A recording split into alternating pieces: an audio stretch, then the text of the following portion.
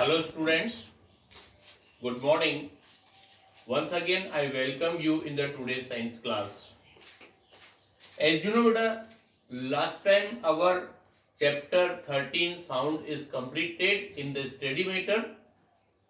Something writing matter is remaining that directly we will send to your class WhatsApp group.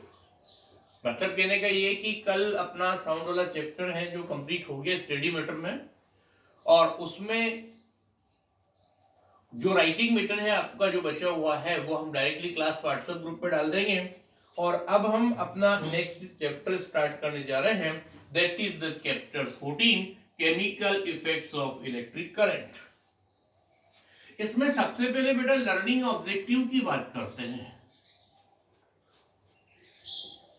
Learning objectives means what are the main topics that we discuss in this chapter.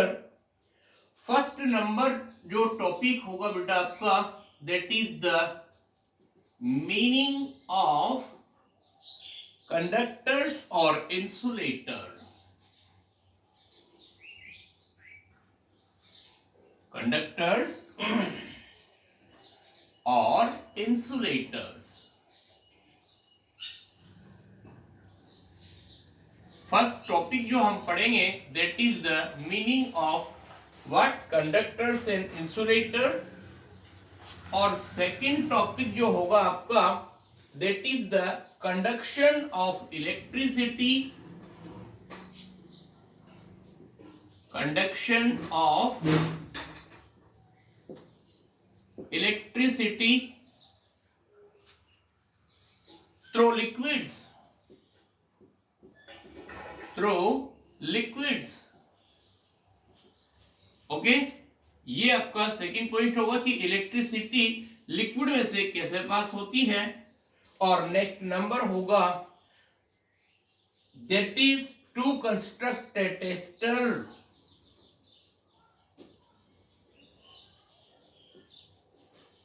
To construct a tester working on magnetic effect, working on magnetic effect,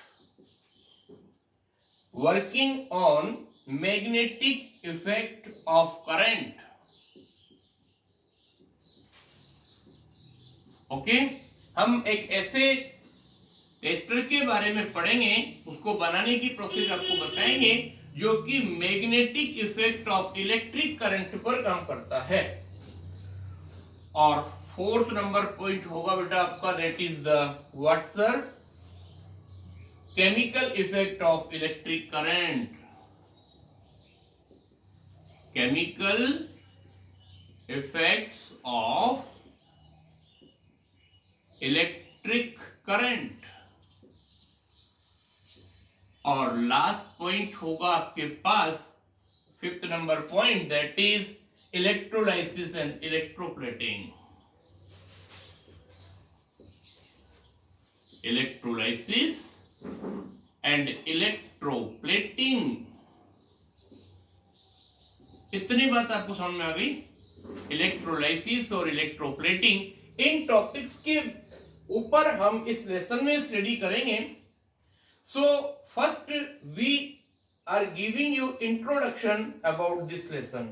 इस lesson के बारे में कुछ basic बातें हम आपको बता रहे हैं, ध्यान से देखना बेटा। आपको पता है we can not imagine life without electricity. आपको पता है आज के जमाने में अगर कहीं इलेक्ट्रिसिटी ना हो ऐसा अपन इमेजिन करना तो ऐसा लगेगा लाइफ में कुछ नहीं है। So you know that many our home appliances like the light up of lamp, operate of washing machine, radio, television, इन सारे डिवाइसेस को वर्किंग प्रोसेस में लाने के लिए इलेक्ट्रिसिटी की जरूरत पड़ती है। और आपको पता है कि इलेक्ट्रिसिटी और electric current flow when we have source of current and closed path of circuit. मतलब कहने का क्या हुआ कि इलेक्ट्रिसिटी में कोई भी डिवाइस काम करे उसके लिए टू पॉइंट्स जरूरी होते हैं बेटा। उसमें conditions for supply of electricity, that means first point बता रहा हूं मैं, condition for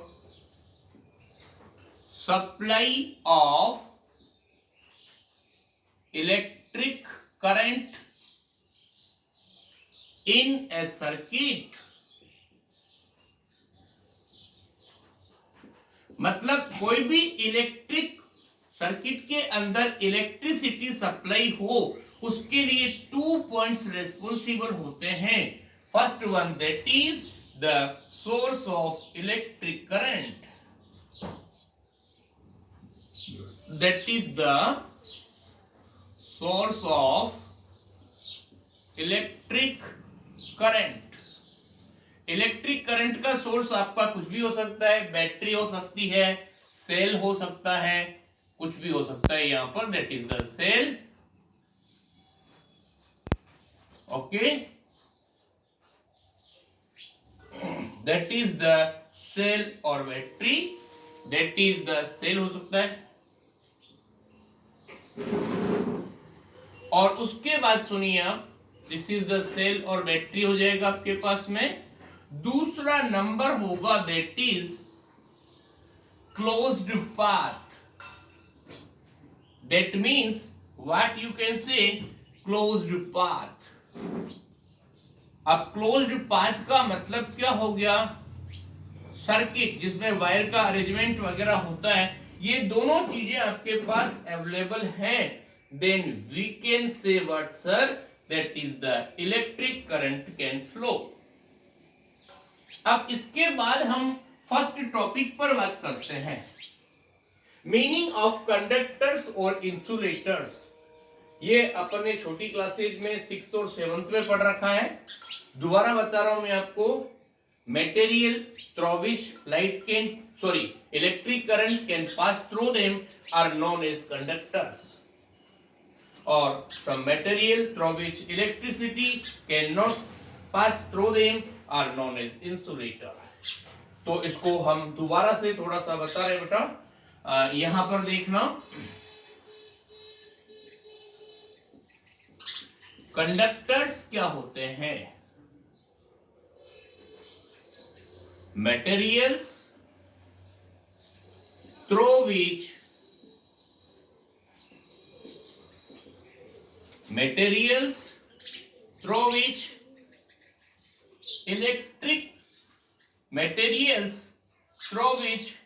electric current pass through them, electric current pass through them are known as conductors, are known as conductors। और कंडक्टर्स को ही हम गुड कंडक्टर्स भी बोलते हैं। ये एक्चुअल में 6th और 7th की डेफिनेशन है, हम यहाँ पर बता रहे conductors means materials through which electric current pass through them are known as conductors. अब कंडक्टर्स में क्या एग्जांपल हो सकते हैं, डिफरेंट टाइप्स मेटल्स वगैरह जो होती है, इसके अलावा और भी बहुत सारी चीजें हैं, डिफरेंट टाइप ऑफ लिक्विड होते हैं, कोई भी चीज गीली होती है तो उसमें इलेक्ट्रिक करंट पास होता है।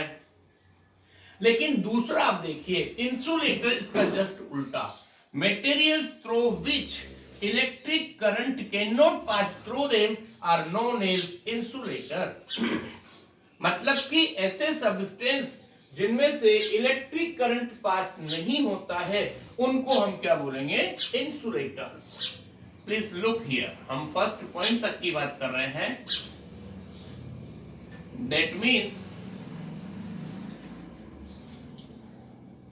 इंसुलेटर्स की बात कर रहे हैं।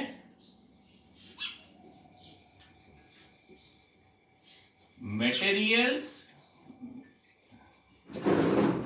through which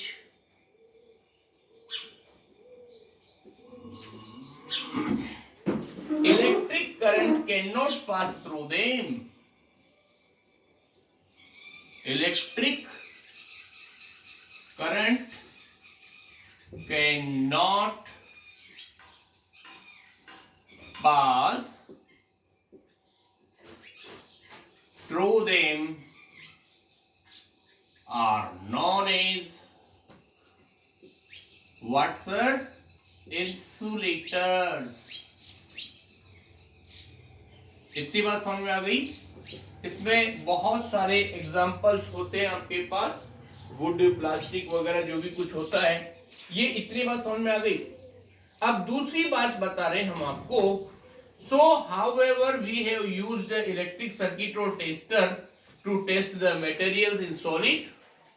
Before it we want to understand one activity, that is 14.1.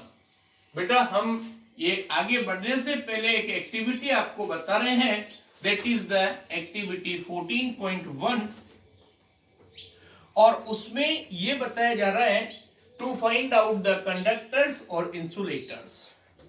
थोड़ा सा ध्यान से देखना, यहां पर है आपके पास में, सपोज ये एक सेल बना हुआ है आपके पास में, ये इसका पॉजिटिव टर्मिनल और ये negative, this is the positive और दिस इज नेगेटिव टर्मिनल। उसके बाद इधर से हमने क्या करा, एक वायर को कनेक्ट कर दिया और ये वायर कनेक्ट होकर यहां पर इसका पॉइंट ए हो गया, बीच में गैप छोड़ दिया और इधर से हमने दूसरे वायर को कनेक्ट कर दिया और वो वायर कनेक्ट होकर के और इधर बीच में हमने एक बल्ब से कनेक्टेड कर दिया उसको। बल्ब से कनेक्ट होने के बाद उसको सीधा हमने एक पॉइंट डाल दिया, बेटा this is the point B. अब इसमें क्या होना है सुनिए, ये पॉइंट बी है। पहले ये जो दोनों पॉइंट्स आप देख रहे हैं ना, इन जगहों पर हम कुछ मटेरियल इस गैप पे सेटअप करते हैं। आपके पास बहुत सारी चीजें बेटा, कॉपर, एल्यूमिनियम, रबर, प्लास्टिक और वुड, ये सारी चीजें हैं। पहले हम एक बार यहां पर copper wire, yes sir, once again I explain about the circuit. इस एक्टिविटी का एक मेन पर्पस है to find out the insulator और कंडक्टर्स। मतलब इसका जो एम होगा ना एक्टिविटी का, उसका मेन पर्पस है टू फाइंड द कंडक्टर्स और इंसुलेटर्स। हमें क्या करा, ये सेल ले लिया, इसमें एक साइड जो आप देखते हैं टॉप पोर्शन वो पॉजिटिव होता है उसको, और नेक्स्ट अपोजिट साइड बॉटम पे जो होता है नेगेटिव, उनको वायर से कनेक्ट कर दिया, इधर वायर को बल्ब से, और दोनों के फ्री एंड एक गैप छोड़ दिया हमने ए और बी पॉइंट के बीच। अब उसके बाद जो हमने मटेरियल लिया ना, उसको देखिए आप, मटेरियल में आपके पास होता है सीयू कॉपर, एल एल्यूमिनियम, और उसके बाद में है rubber, plastic, would, that is the rubber, plastic and would. अब मेरी बात सुनो, फर्स्ट नंबर में हमने कुछ नहीं करा, यहां पर कॉपर वायर लगाया, उस टाइम पर क्या होगा, the bulb start to glow, means electric current can pass through it, so it is a good conductor और कंडक्टर। इतनी बात समझ में आ गई। कंडक्टर में कौन आ गया, कॉपर। उसके बाद में इस वायर को हटा करके और हमने कॉपर वायर को यहाँ पर, सॉरी एल्यूमिनियम वायर को अरेंज कर दिया। उस कंडीशन में भी बेटा सर्किट कंप्लीट होगा, इलेक्ट्रिक करंट पास होगा, बल्ब ग्लोविंग होगा, तो हम क्या बोलेंगे, aluminium is also a good conductor. लेकिन इस गैप में जब आप रबर बैंड या रबर इरेजर कुछ भी लगाते हैं या प्लास्टिक या वुड लगाते हैं, the bulb does not glow. It means क्या हुआ, दैट इज द इंसुलेटर की बात बता रहा हूं। इंसुलेटर्स में कौन कौन हुआ आपके पास, that is the wood, rubber और next one that is the plastic. ये तीनों जब आप लगाएंगे ना बारी बारी सीक्वेंस में, इन तीनों में से एक भी कंडीशन में बल्ब की ग्लोविंग नहीं होगी। It means these materials are what, insulators. इतनी बात समझ में आ गई। उसके बाद सुनिए आप, So far we have used electric circuit to test a material which are in solid state. तो इससे तो अपन ने क्या पता किया कि सॉलिड स्टेट में अगर कोई भी मटेरियल्स हैं तो उनको हम कंडक्टर और इंसुलेटर कैसे फाइंड आउट करें, ये हमने इस एक्टिविटी में देख लिया। उसके बाद नेक्स्ट टॉपिक आ रहा है बेटा, जो अपना इस लेसन का फर्स्ट पॉइंट होगा, conduction of electricity through liquids. To test whether liquid allow electric current to pass through it or not, let us perform the activity by using same circuit we used in previous activity to replace a cell by the battery. So यहाँ पर देखना बेटा, हम कुछ बता रहे हैं।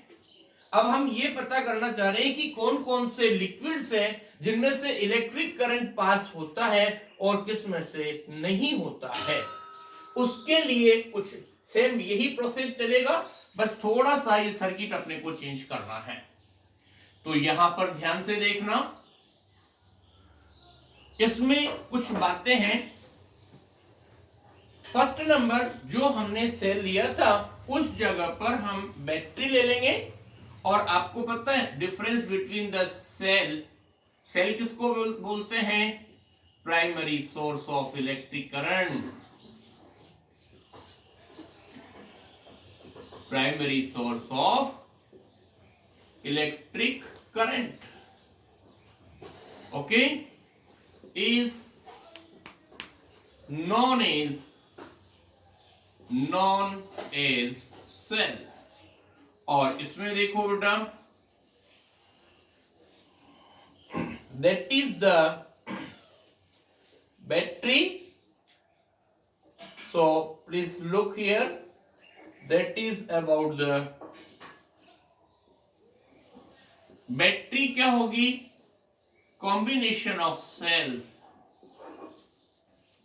Combination of cells is known as battery. इतनी बात समझ में आ गई। तो कहने का मतलब क्या हुआ कि इस इलेक्ट्रिक सर्किट कैसा बनेगा। फर्स्ट में देखना बेटा, यहां पर suppose this is the positive, then this is negative, फिर ये पॉजिटिव, फिर ये नेगेटिव, इस तरह का इसमें सर्किट डायग्राम चलता है। ये प्लस होता है, छोटा वाला माइनस होता है। उसके बाद हमने यहां पर एक बल्ब का साइन दे दिया, और उसके बाद में सुनना आप, ये यहां पर, और इसको हमने कनेक्ट कर दिया एक और वायर, इनमें इलेक्ट्रोड्स डाल दिए हमने, और यहां पर एक बीकर से अरेंज कर दिया।